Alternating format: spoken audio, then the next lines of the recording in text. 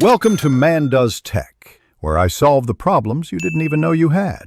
In this video, I will explain how to play Iron Eye in Elden Ring. This unique build focuses on unwavering resolve and overwhelming power, allowing you to dominate any encounter. You will learn to absorb enemy attacks with your incredible poise, then retaliate with devastating force. We will cover everything from essential stats and equipment to crucial talismans and combat strategies, ensuring you master this formidable playstyle. For the Iron Eye build, your core stats are paramount. Aim for 60 vigor to ensure you have a robust health pool, allowing you to tank hits effectively.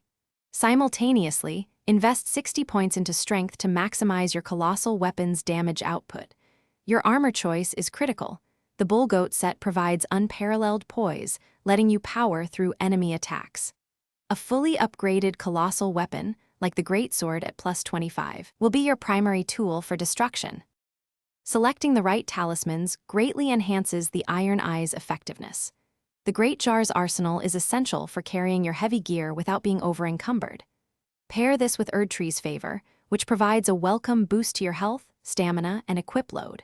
For offensive power, the Shard of Alexander increases your weapon skill damage by a significant 15%. Finally, the Godfrey icon further amplifies the damage of your charged skills, making your attacks even more devastating. The Iron Eye combat strategy is about unyielding pressure and precise timing. Leverage your immense poise to confidently trade hits with most adversaries, knowing you can often outdamage them. Always charge your heavy attacks and weapon skills to unleash their full, devastating potential. Patience is key. Observe enemy attack patterns and strike during their recovery frames. Remember to apply any chosen weapon buffs or incantations, like Golden Vow, before entering combat to further enhance your power. Thanks for watching. If you found this helpful, don't forget to like and subscribe.